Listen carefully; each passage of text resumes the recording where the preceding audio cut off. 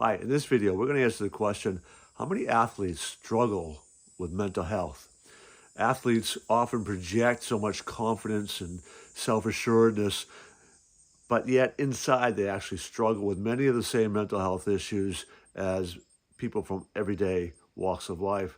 So we'll delve into just how many athletes really are struggling with this and why it's so important to address the issue.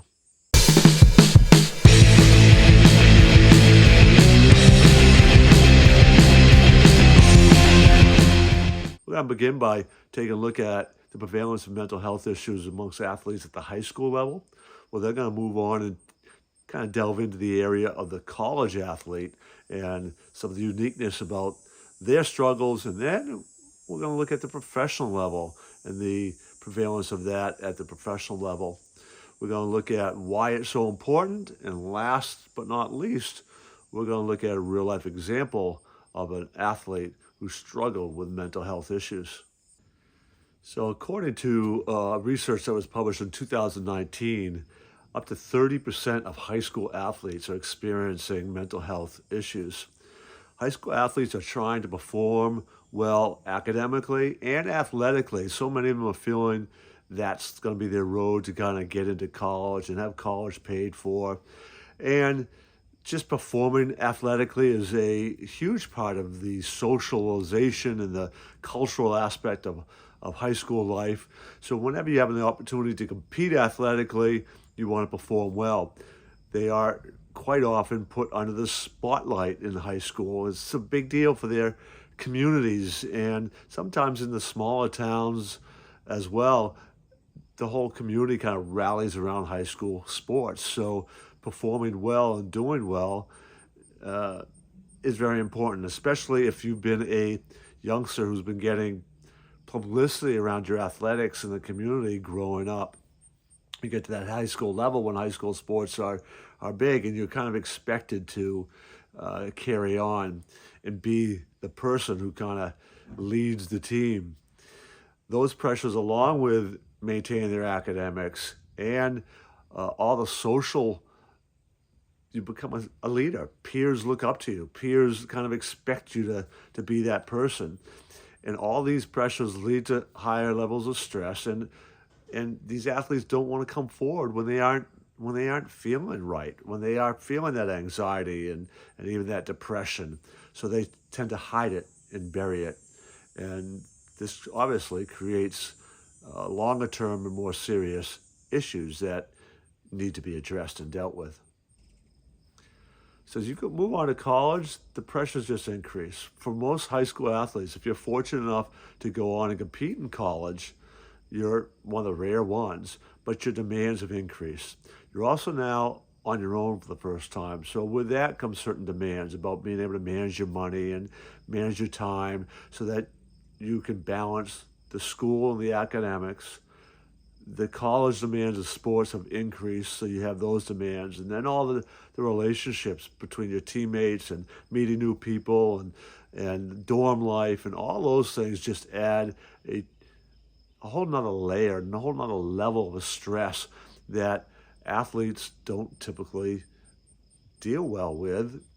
And they are expected to, and they're afraid that because they're expected to, they're afraid to come forward and admit when they are feeling the anxiety and the depression and the overwhelm that can come up with young athletes as they are trying to navigate college sports.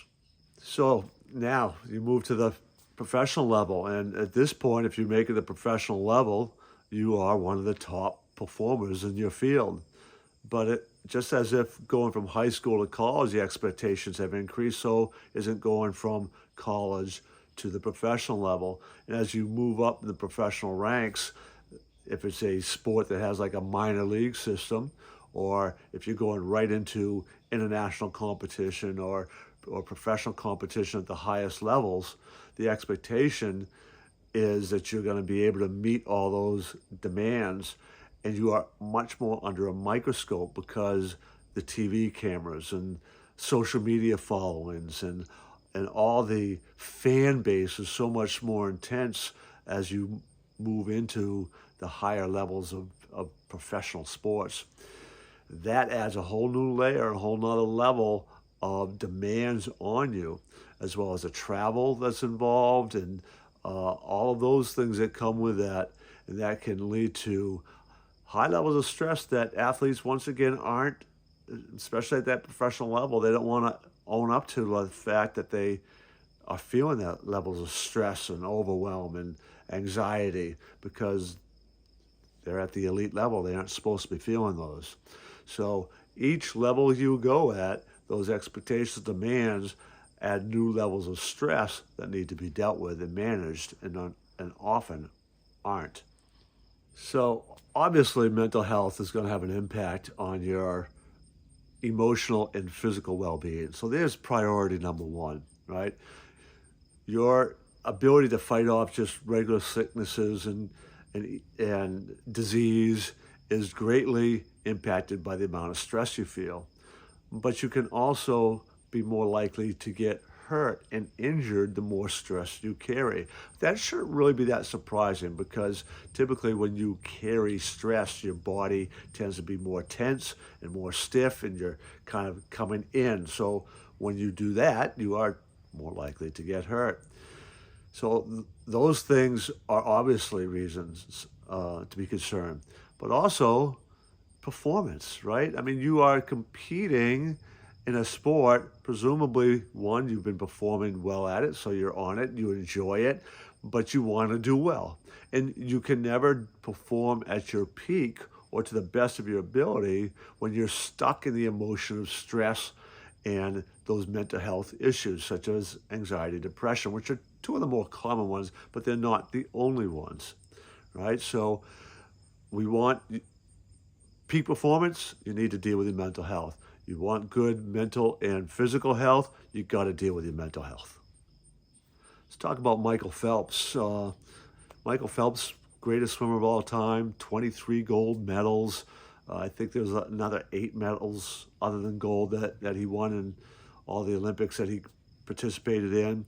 But he openly talked about when he retired, suffering and struggling with anxiety and depression throughout his professional swimming career. And after the 2012 Olympics, he really suffered quite a bit. He withdrew, he separated himself from family and friends. He went into deep depression and finally began to seek help and became an advocate eventually for people to be able to speak out.